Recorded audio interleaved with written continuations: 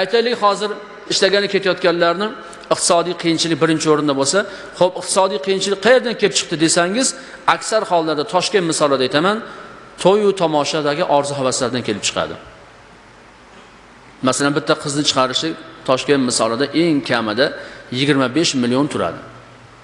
Bitta qizni chiqarishi uchun 25 million pul kerak. Bu yerda bilmayman qancha kerakligini. Bu yerda ham taxminan kamida 10 million ketsa kerak. Bitta qizni chiqarish uchun 10 million ketsa kerak.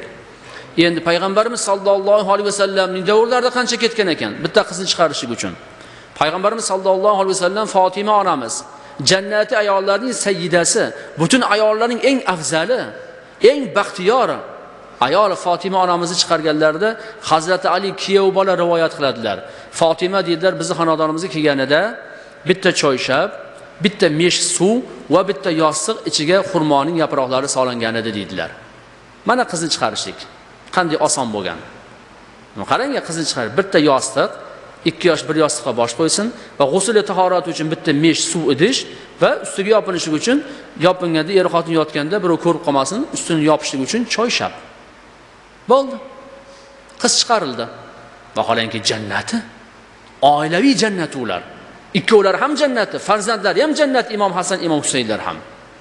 Endi hozirchi bitta qizni chiqarishlik uchun 25 million sarflanadi, bir oyga qolmasdan ajrashib keladi. Bir oyga ham bormasdan ajrashadi. Mana ota-onaning orzu havasi. Endi bitta qizni chiqarib ota ishlab keldi. Rossiyada 25 million kofirlarni, o'rislarni, boshqalarni hojatxonasini tozalab, cherkovini tozalab, paypog'ini yuvib, kirini yuvib 25 million ishlab keladi-da, qizini chiqaradi. Orzu havasda. Yashik araq qo'yish kerak. 4-5 ta artistni olib kelib o'ynatib qo'yish kerak. San'atkorlar kelsa unga har bir san'atkorga $500 dan pul berish kerak.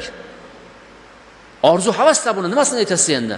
25 million ketdi, to'y o'tdi, ota ko'rari, unisi bunisi bo'lgandan keyin ota yana Rossiyaga qarab qulchilikka ketaveradi. To'rva xaltasini ko'tarib, ha desa, ikkinchi qizimni chiqarishim kerak deydi. Borib odamlar hozir farzand ko'rishdan qo'rqib qolyapti. Ikkita bo'lsa, bo'ldi, tamom, kerak bo'lsa qo'y.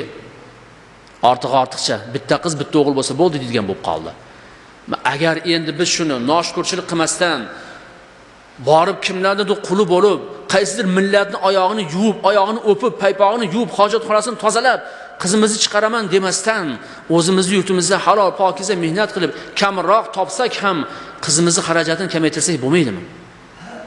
To'yga 5 ta artist olib kelishdi o'rniga, shu artistni olib kelmasak, qizimiz bebaxt bo'lib qoladimi?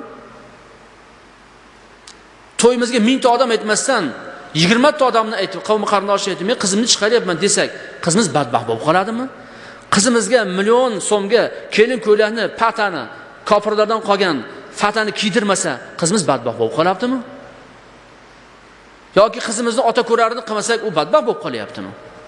Qo'sha gilamlar, qo'sha mebellar, hattoki kiyov bolani ichki kiyimigacha olib berishi qiz bola tarafini bo'yniga yuklatin deyapti. Ha, shularni ozgina qisqartirib 25 millionlik qizni 2,5 millionga tushirib qo'ysak ham bo'laveradi. 2,5 million bilan qizni chiqarsak ham bo'laveradi. Faqat uni axloqi, odobini zo'r qilish kerak. Qiz bolaning baxti uning mol dunyosi emas, uning sarpo surg'ida emas. Qiz bolaning baxti uning hayosida, uning iymoni, axloqi, odobida bo'ladi.